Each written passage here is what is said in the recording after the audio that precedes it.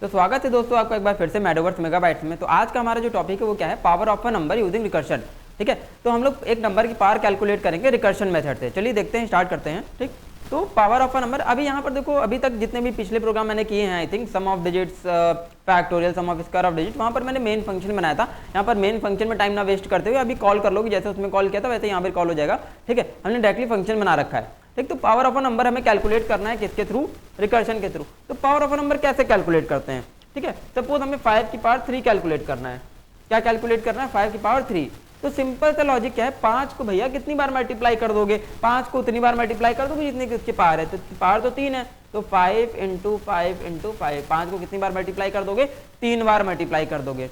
ठीक, तो अगर हम इसको लूपिंग बनाना चाहे तो लूपिंग से क्या लॉजिक हम लगा सकते हैं? ठीक है, मान लो दो नंबर है हमारे पास, एक नंबर है 5 और उसकी पावर है 3। ठीक है, नंबर है 5 उसकी पावर है कितनी? 3। ठीक है, पावर कितनी है? 3 है। ठीक है, तो हम लोग क्या कर देंगे, फॉर का लूप चला लेंगे। कितनी बार लूप चलेगा? जितनी की उसकी पावर है। जितनी बार नंबर मल्टीप्लाई करना उतनी बार लूप चला लोगे। तो एक फॉर का लूप चला देंगे हम लोग कितनी बार, int i is equal to 1, i less than is equal to 3, i plus plus, ये चल जाएगा यहाँ पर लूप। ठीक है, कहाँ से कहाँ तक चल दिया? 3 तक। और 3 किस वेरिएबल में स्टोर है? p में स्टोर है। ठीक है, तो हम लोग कहाँ तक लूप चला देंगे यहाँ पर बेसिकली? 3 तक, यानी कि पावर तक लूप चला देंगे। लूप कहाँ तक चल गया? 1 से लेके पावर तक लूप चल गया। ठीक, और मल्टीप्लाई क्या कराना है? n, तो एक वेरिएबल ले लेंगे f is equal to f into n करा देंगे। f एक फ्लैग वेरिएबल ले लिया, उसकी इनिशियल वैल्यू की हमने क्या ले ली? सपोज मान ली f की वैल्यू ले ली 1। ठीक है, f की वैल्यू कितनी ले ली? 1। तो 1 से लेके पावर तक लूप चलेगा और उतनी ही बार नंबर मल्टीप्लाई होता जाएगा जितनी की उसकी पावर है। ठीक है, तो यहाँ पे दो आर्गुमेंट ले रखे हैं, n और एक p। n क्या है? नंबर, जिस नंबर के हमें पावर कैलकुलेट करनी है। तो सपोज n ले लिया हमने 5 और p ले लिया कितना? 3। तो 5 की पावर 3 हमें सपोज यहाँ से कैलकुलेट करनी। तो कैसे काम करेगा ये? सपोज हमने मेन में फंक्शन कॉल कर लिया 5,3 से, तो 5 वैल्यू आ गई n में, n में कितना आ गया? 5, और p में कितना आ गया? 3 आ गया। ठीक है, तो अभी हमने क्या किया, क्या चेक कराना है, क्या p 1 से बड़ा या बराबर है? तो p कितना है अभी? 3। p कितना है यहाँ पर? 3 1 से बड़ा भी है। ठीक है, बड़ा है ऑब्वियसली, है ना, बराबर नहीं है तो क्या है? बड़ा है, यानी कि दोनों में से कंडीशन ट्रू नहीं है, तो कंडीशन ट्रू है, बड़ा है। ठीक, इस ऑपरेटर को हम लोग क्या बोलते हैं? ग्रेटर देन और इक्वल टू। इसमें कंफ्यूज मत होना, दोनों एक साथ तो पॉसिबल ही नहीं है। तो ग्रेटर देन और इक्वल टू, या तो बड़ा हो या तो बराबर हो, तो ऑब्वियसली बड़ा है 3। ठीक है, किससे? 1 से। तो नीचे क्या हो जाएगा? n multiply POW n comma p minus 1। ठीक, तो n को हम किससे मल्टीप्लाई कर देंगे? तो क्या आ जाएगा यहाँ पर? n मतलब 5 मल्टीप्लाई POW 5,2। ठीक है, 5,2। अभी हमने अपडेटेड वैल्यू से फंक्शन कॉल कर लिया, ये फिर से अपने आप को ही कॉल करेगा, बट अब पावर कितनी हो गई?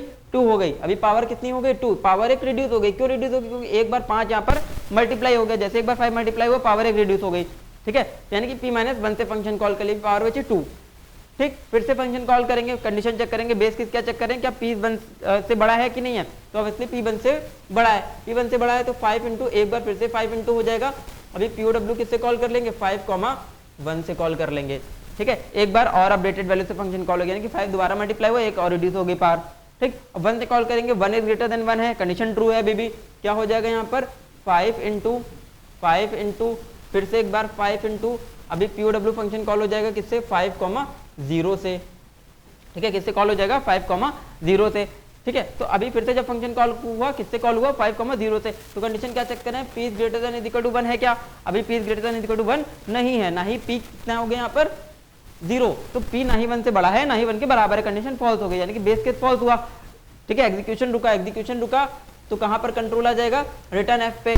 क्या वैल्यू रिटर्न कर देगा? f की वैल्यू कितनी ले रखी थी यहाँ पर? ऊपर 1 ले रखी, तो क्या रिटर्न कर दिया उसने? 1, यानी कि इस स्टेटमेंट की जगह कितना आ गया यहाँ पर? 1 आ गया। ठीक है, कितना आ गया? 1। क्या स्टेटमेंट बनी?